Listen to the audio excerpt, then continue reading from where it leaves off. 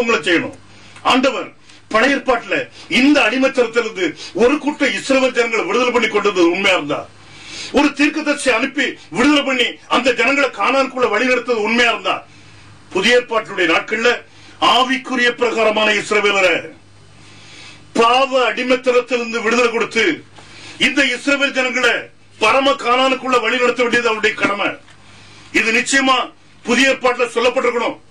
இந்த காரியத்தை பற்றி நம்ம கவனிக்கும் போது இதை செய்கிறது யார்? பழைய ஏற்பாட்டில் ஒரு ஆட்டுக்குட்டி, புதிய ஏற்பாட்டிலேயே ஆட்டுக்குட்டி வந்தாகணும்.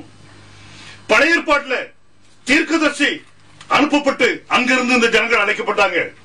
இதே மாதிரி புதிய ஏற்பாட்டில் தீர்க்கதரிசியுடைய ரூபத்தில் கிறிஸ்துவே வந்தார். இந்த உலகத்துல ஒரு தீர்க்கதரிசியா இந்த உலகத்துல வந்து காட்சியளித்தார். பாருங்க, பைபிள் எப்படி சொல்லுது. அப்போ இத பத்தி நம்ம என்ன அறிய போறோம்? பைபிள்ல இருந்து ஒரு சில வார்த்தைகளை நம்ம வாசிக்கலாம். அந்த வார்த்தைகளை நம்ம கவனிச்சோமே, பாருங்க பைபிள் அப்படி சொல்லுது. இந்த காரியத்தை நம்ம தொடர்ந்து கவனிக்கலாம். வேதம் அப்படி சொல்லுது.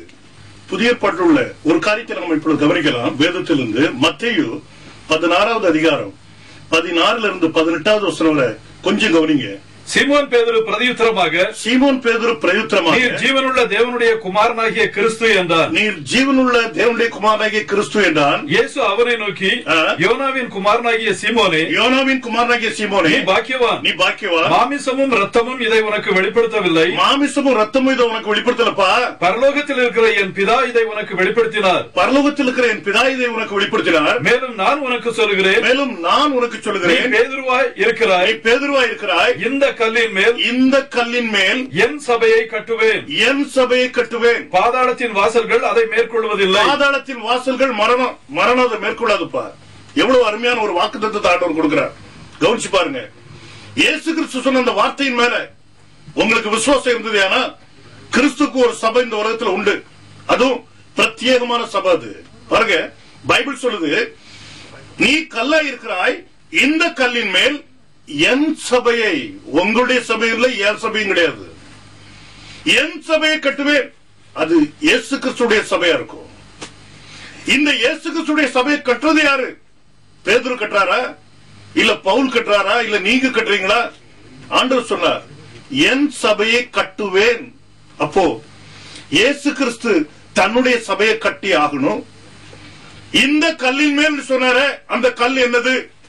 வேதத்துல நீங்க வாஸ்து பாத்தீங்க அப்படின்னா, இந்த கல்லு ஒருவேளை அநேகர் நினைக்கலாம் பேதுரு தான் அப்படின்னு நினைக்கிறாங்க.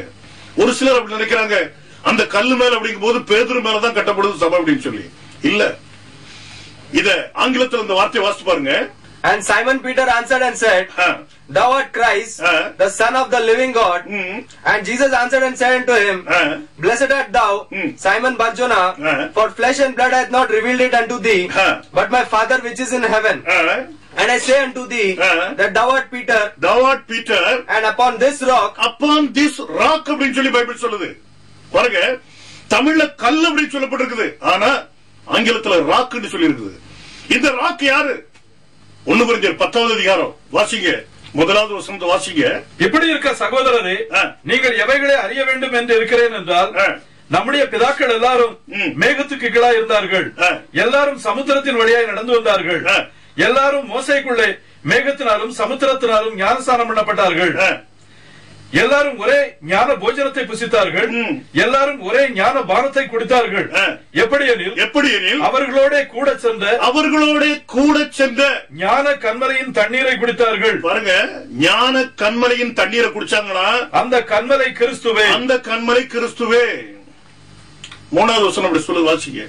And did all eat the same spiritual meat, and did all drink the same spiritual drink, for they drank of that spiritual rock that followed them, and that rock was Christ. That was a spiritual rock followed them.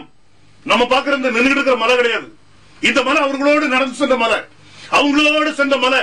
அந்த மலை இன்னைக்கு நம்மளோடு இருக்கிற மலை. அந்த மலை, அந்த rock கிறிஸ்து அப்படின்னு சொல்லி பைபிள் சொல்லுது.